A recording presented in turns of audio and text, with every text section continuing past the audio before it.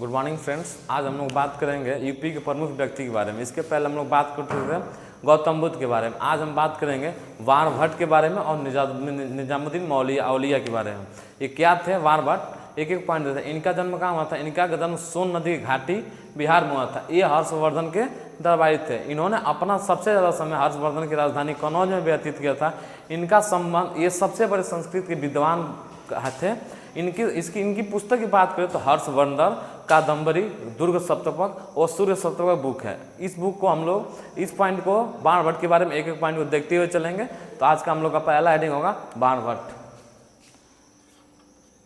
UP के प्रमुख व्यक्ति।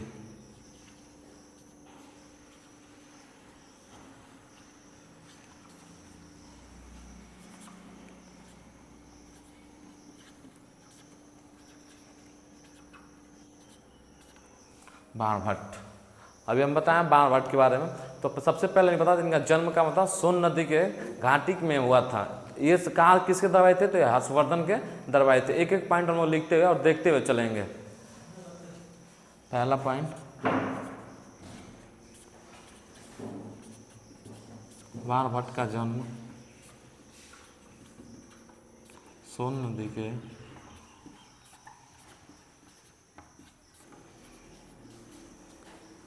घाटी बिहार में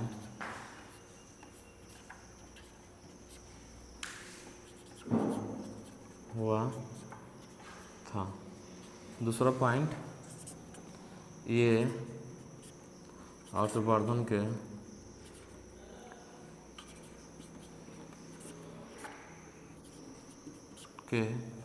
दरबारी थे।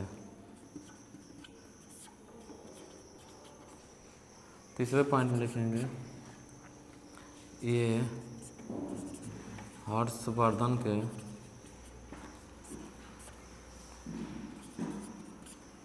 की राजधानी कन्नौज में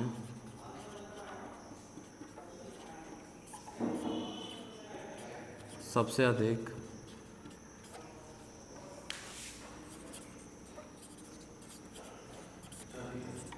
समय व्यतीत किया था।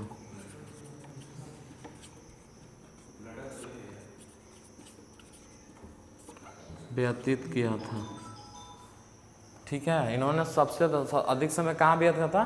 कन्नौज में व्यतीत किया था। ये संस्कृत के बड़े विद्वान थे। क्या थे? वारभट्ट क्या था? अगले पॉइंट लिखेंगे चौथा, ये संस्कृत के सबसे बड़े विद्वान थे।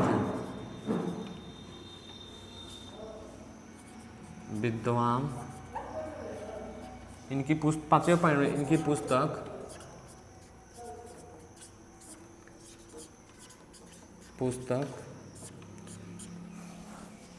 सूर्य सप्तक,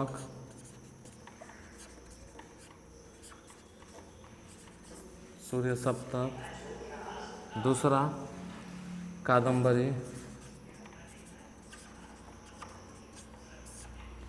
सूर्य सप्तक, कादम्बरी इत्यादि पुस्तकें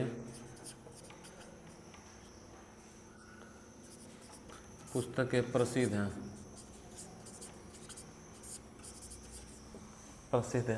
वारभट्ट की क्या क्या चीज़ें प्रसिद्ध हैं, एक बार फिर से हम लोग देख लेते हैं। इनका जन्म कहाँ हुआ था? सोन नदी घाटी बिहार में हुआ था। ये हर्षवर्धन के दरबारी थे।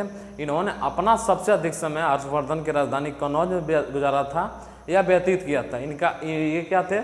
संस्कृत के बहुत बड़े विद्वान थे। इनकी पुस्तक की बात करें तो कादम्बरी और दुर्ग सप्तक और सूर्य सप्तक सबसे प्रसिद्ध पुस्तकें हैं।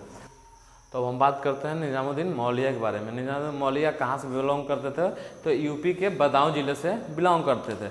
ये बाबा फरीदी के शिष्य थे। इनका मजार कहाँ था? दिल्ली में था। मात्र इनके बारे में 3 पॉइंट हैं। इन 3 पॉइंट को हम लोग नोट करते हुए आगे बढ़ेंगे। तो पहले पॉइंट में लिखेंगे, निजामुद्दीन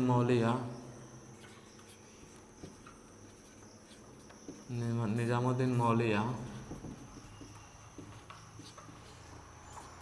यूपी के बदायूं जिले से जिले से संबंध रखते हैं, संबंध रखते हैं। दूसरे पॉइंट, निजामुद्दीन औलिया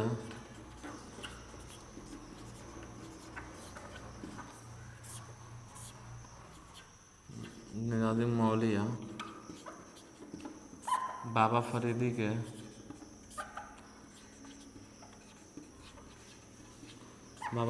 के शिष्य थे।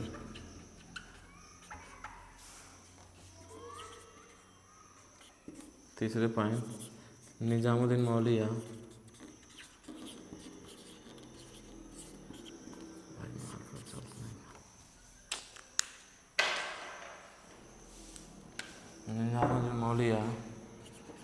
का मज़हब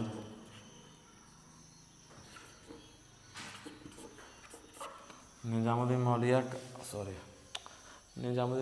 का मज़हब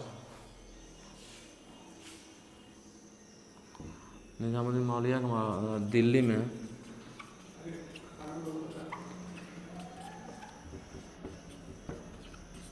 स्थित है।